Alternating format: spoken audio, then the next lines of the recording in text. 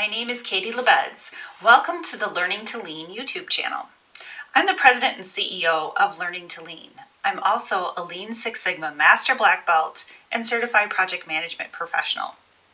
I'm also an author. I've written 3 books: How to Improve Absolutely Anything, How to Improve Absolutely Every Process, and the Learning to Lean CI Planner, available on Amazon.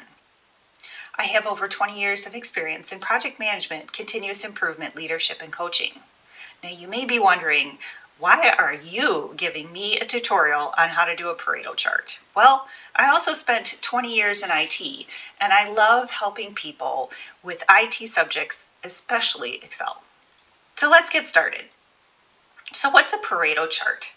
Well, a Pareto chart, as we talk about in Lean Six Sigma and continuous improvement, is something that we can use to get to the root cause of the problem, or at least give us some direction to where to start. When we look at our data, it really helps to make our data visible. We use a histogram to do that, or one way to do it. A histogram is a graphical summary of variation in a set of data. The pictorial nature of a histogram lets people see patterns that are difficult to detect in a simple table of numbers. So can you imagine you're doing some analysis on data and you go to show a group of people, or maybe even your boss?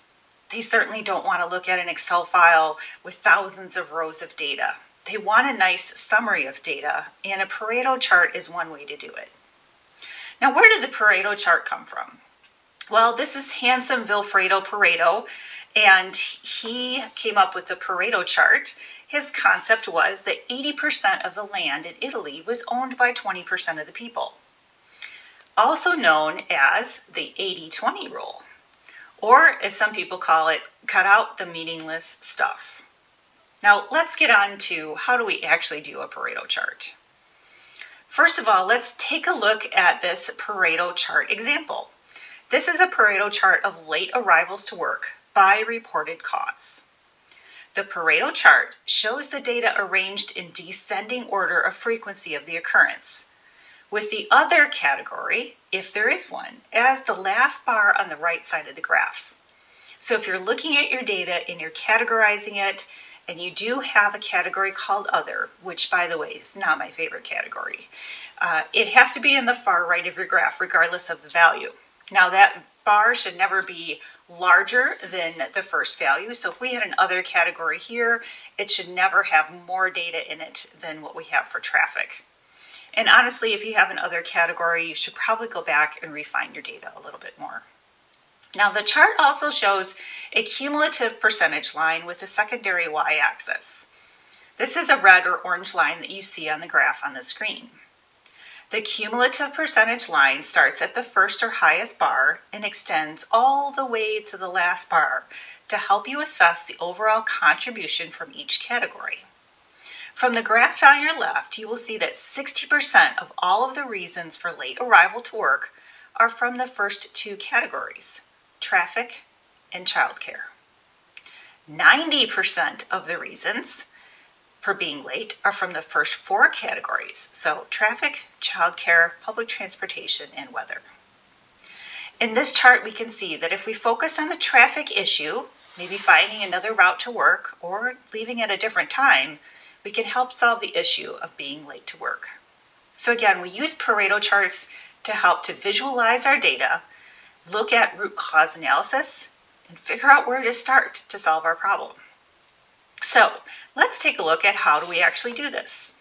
Here's some data that I have in regards to issues with drugs at the hospital, so giving patients their drugs that they require. We have the type of error is our first column, and then we have the frequency, or how often that happened, is the second column. So I also have data headers here. I'm going to click inside my data. Then I'm going to go to Insert. And in mine, I have a little drop down for histogram. And then just for this one, I'm going to go to More Statistical Charts. And as you can see, we have all the different charts listed on the left here with histogram highlighted. Up here, I'm going to click on Pareto. And then I'll click OK. So there's a Pareto chart of my data. Now notice that we are missing some labels. So I'd like to see the axes being labeled. So I'm going to click on the plus sign here. And I'm going to click on axis titles. There we go. And if I wanted to, I could click on data labels too, but I generally don't do that. And if I wanted to, I could have a legend, but I don't need that either. I really just wanted to have those axis titles. And now we can appropriately double click to change the chart title. I can come here and put in my axis titles also, and I have my axes labeled. So we want to be able to do that so that we can understand this cumulative percentage line, and we can understand what the values are for each of these categories. Now you may be thinking, do I always have to have my data organized like this in descending order? No, you actually don't. So here's an example of the same data that was not sorted in descending order. So if you have a group of data that you want to look at, again, I'm going to have my data listed here with my headers. I'm going to make sure that my mouse is clicked on a cell in that table that has the data. I will go to Insert, move over to my Charts area here. I'll click on the drop down for histogram. And as you can see, because I've done it a few times, Pareto shows up right here. So I'll click on Pareto. And I'm just going to move my chart over a little bit. As you can see, my axes are not labeled. I would like to see the labels, please. And I'll put axis titles. And then I have my axes labeled. I can go ahead and update my chart title and my axis title also. I hope you found this helpful and that Pareto chart is a little less intimidating than you may have originally thought. Don't forget to like and subscribe to our YouTube channel. Thanks and have a great day.